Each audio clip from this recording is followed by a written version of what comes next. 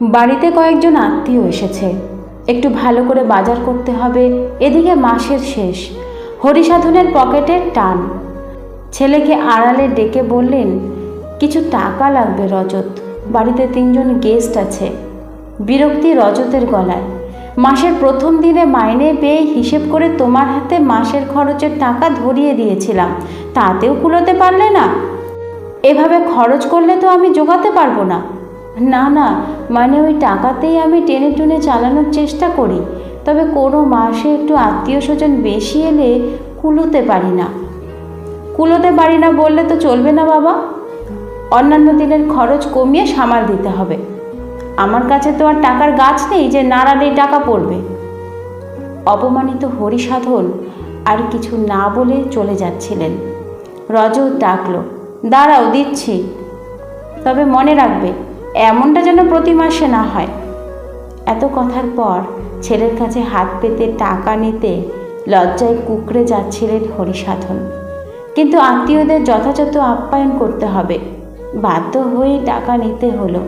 তিনি বাজারে ছুটলেন কেনাকাটার জন্য, তবে মনের খচখচানি নিরলস হলো না। অনেক ত্যাগ স্বীকার করে অনেক আশা নিয়ে ছেলেকে লেখাপড়া শিখিয়েছিলেন। হয়তো স্বাচ্ছন্দ্য দিতে পারেননি, কিন্তু প্রয়োজনটুকু মেটাতে চেষ্টা করেছিলেন। একটু উঁচু ক্লাসে উঠতে 2টো টিউশনি দিয়েছিলেন। সমস্ত ধরনের বইপত্র কিনে দিতে না পারলেও পরিচিত জনের ছেলে মেয়েদের থেকে পুরনো বই সংগ্রহ করে এনে দিতেন। মাঝে মাঝে পড়াশোনার খোঁজ খবরও নিতেন ছেলের পাশে বসে। বাবা অন্তঃপ্রাণ ছেলে খোলা মনে সব কথাই বলতো হরিসাধনের সঙ্গে। এভাবেই পাশের গ্রামের স্কুল থেকে ভালো রেজাল্ট করে উচ্চ মাধ্যমিক পাশ করার পর অভাবের মধ্যেও হরিসাধন ছেলেকে ভর্তি করে দিয়েছিলেন জেলা সদরের একটি নামকরা কলেজে। সংসার চালিয়ে ছেলেকে বাইরে রেখে মাসে মাসে খরচ কিভাবে জোগাবেন সেই ভাবনায় জেরবার হয়েছেন। অনামিকার সঙ্গে বারে বারে আলোচনা করেছেন, ধার করেছেন, এমনকি চরম টানাটানিতে গোপনে সোনার গয়না বিক্রি করে টাকার জোগাড় করেছেন কখনো কখনো। তবুও ছেলের উচ্চশিক্ষা বন্ধ হতে দেননি। এসব কথা রজতকে জানতেও দেননি। একসময় কলেজ পাশ করে বিশ্ববিদ্যালয়ে ভর্তি হয়েছিল রজত। হরিসাধন মনে মনে গর্ববোধ করতেন। নিজের বেশি দূর পড়াশোনা হয়নি ঠিকই, তবে ছেলে অনেক লেখাপড়া শিখে চাকরি করবে, সংসারের অভাব দূর হবে, গায়ের 5 জনে মান্যি করবে। সকলের কাছে তখন ছেলের সাথে সাথে নিজেরও সম্মান বাড়বে। বুক ভরা আশা নিয়ে কোনো সমস্যাতেই তাই ভেঙে পড়েননি তিনি। আজ বেশ বুঝতে পারছেন দায়িত্ব পালন করতে হয়, তবে প্রতিদানের আশা করতে নেই।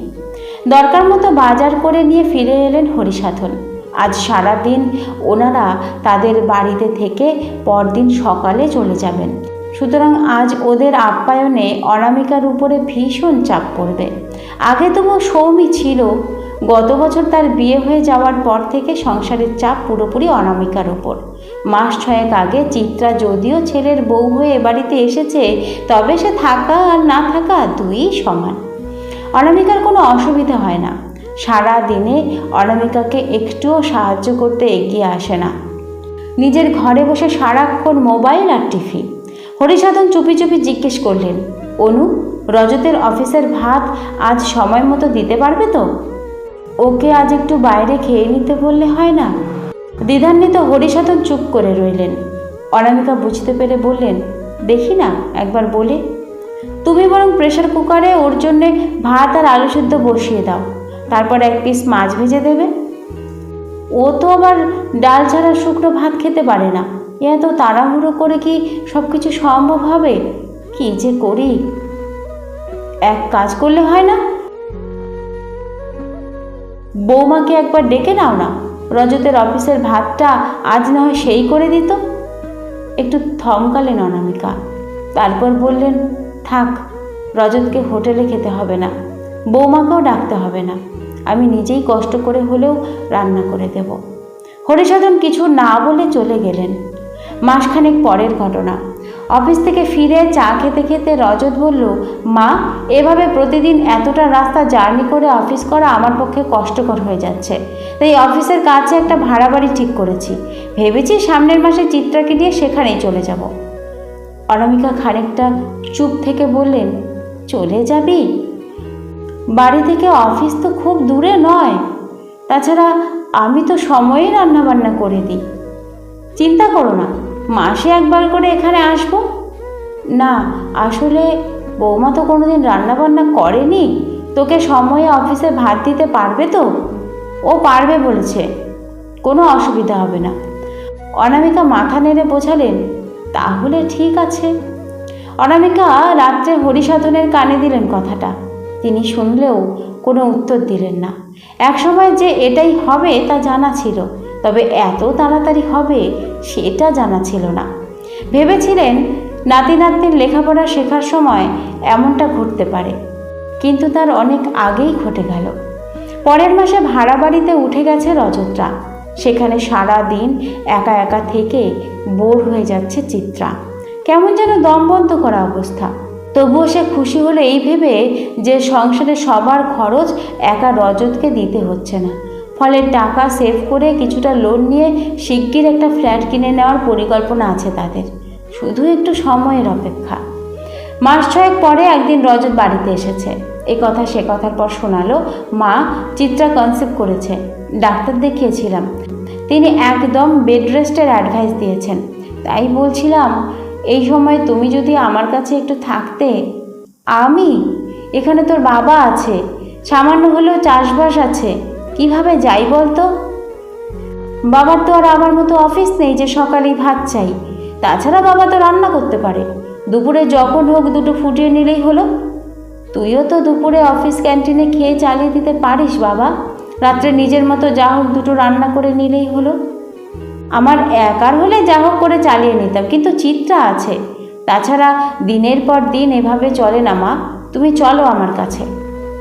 এক কাজ কর, চিত্রাকে নিয়ে তুই বরং এখানে চলে আয়, না হলে আমার সঙ্গে তোর বাবাকেও ওখানে নিয়ে চল, মাঝে মাঝে এসে না হয় ও চাষবাস দেখাশুনো করবে। রজত মায়ের কথায় সায় দিতে পারল না। দেখা যাক কি করা যায় বলে ফিরে গেল নিজের ভাড়া বাড়িতে। কয়েকদিন পরে অনামিকা জানতে পারলেন রজত চিত্রার মাকে নিয়ে গিয়েছে তার মেয়ের দেখাশোনা করার জন্য। এই নিয়ে অবশ্য তিনি কোনো প্রশ্ন করলেন না। ভালোই হয়েছে, মানুষটাকে বাড়িতে একা ফেলে ছেলের কাছে যেতে মন চাইছিল না। সমস্যার সমাধান হয়ে যাওয়ায় তিনি খুশি হলেন। মাস তিনেক পর একদিন সন্ধ্যায় বসে অনামিকা আর হরিসাধু টিভিতে সিরিয়াল দেখছেন। রজতের কাছ থেকে ফোন এলো। ফোন ধরলেন অনামিকা। হ্যাঁ রজত, কেমন আছিস বাবা? বৌমা ভালো আছে? বিষাদ ভরা গলায় রজতের উত্তর, ভালো নেই মা, একটা বিরাট ক্ষতি হয়ে গেছে। চমকে উঠলেন অনামিকা। ক্ষতি? কি ক্ষতি? চিত্রার পেটের সন্তান নষ্ট হয়ে গিয়েছে, বেড রেস্ট থেকেও রক্ষা করা গেল না।